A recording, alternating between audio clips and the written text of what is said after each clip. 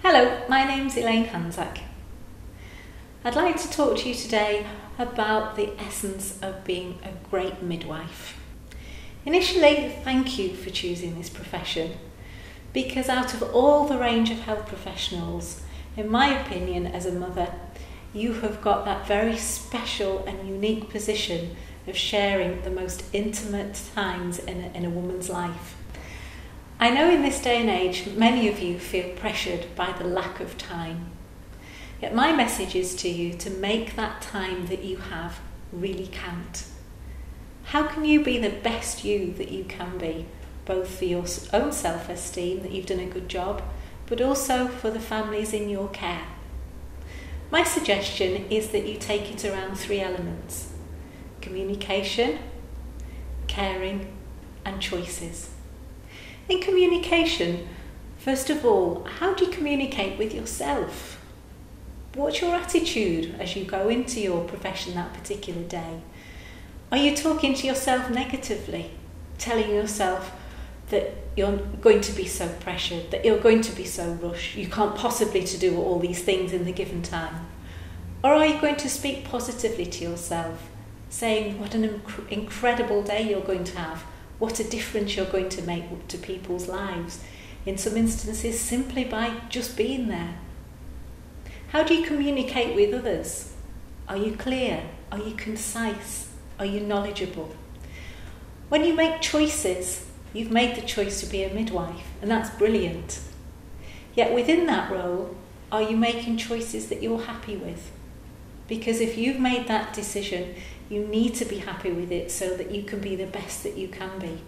So if you've chosen to be on a ward, or if you've chosen to be in the community, enjoy that role.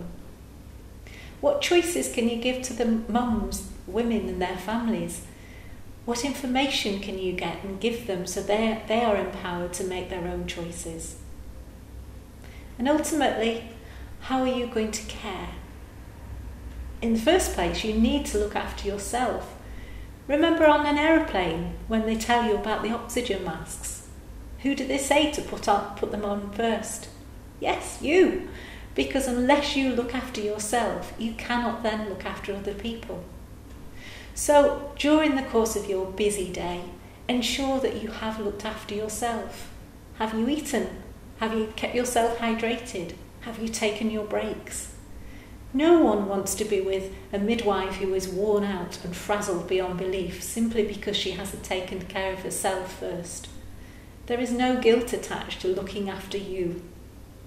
And then, provided you've looked after yourself, you're in a much better position then to go and care about the people that need your professionalism and need your skills. Student midwives say to me, "But Elaine, I'm young, I'm inexperienced.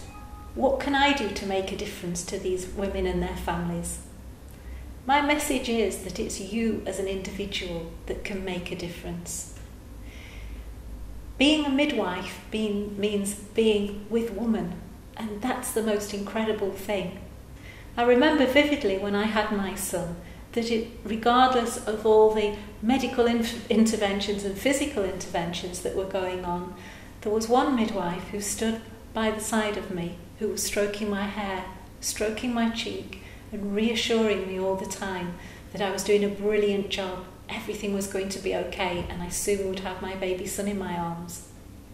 Remember the importance of being there.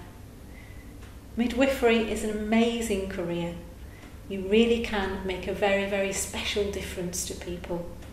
So ensure your communication with yourself and others is as good as it can be.